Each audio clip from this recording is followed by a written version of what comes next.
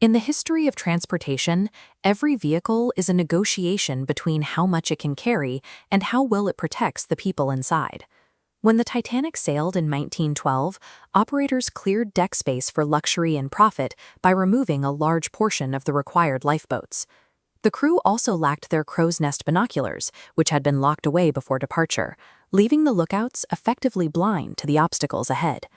These missing features, protective lifeboats and navigational foresight, stripped the crew of their primary defenses when the environment turned hostile. Major maritime tragedies are rarely just accidents. They are the inevitable result of engineering for commercial capacity rather than human survival. Move that trade-off from the open ocean to modern logistics, and the same patterns appear on the world's highways.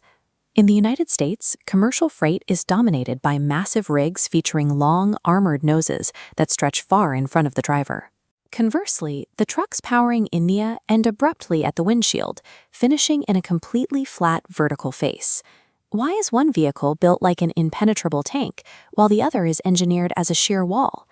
The Indian truck is a modern iteration of the Titanic's compromise, a design where millions of drivers operate without the structural lifeboats used in the West. To find the source of this design, you have to look at how different nations measure their roads. This chart shows the U.S. legal standard.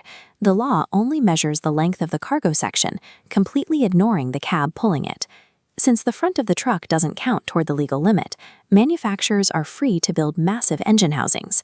This extended nose creates an aerodynamic profile that slices through wind resistance to improve fuel efficiency over thousands of miles.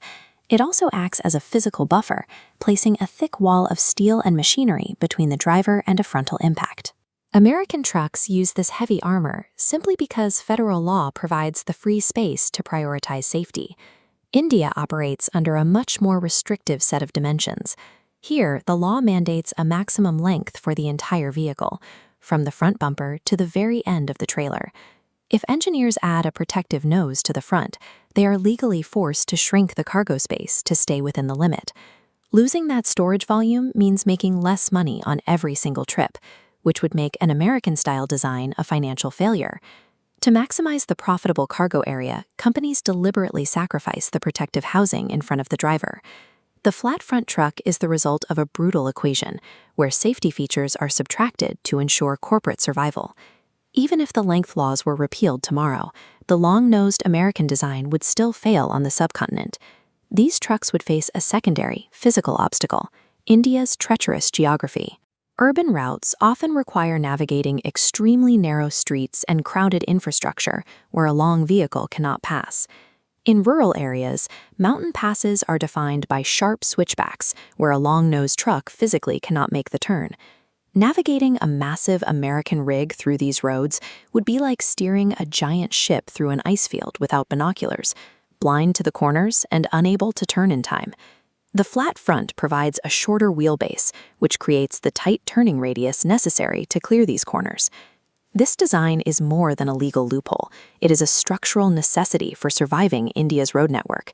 It highlights the daily reality for millions of drivers who must navigate this landscape with minimal protection.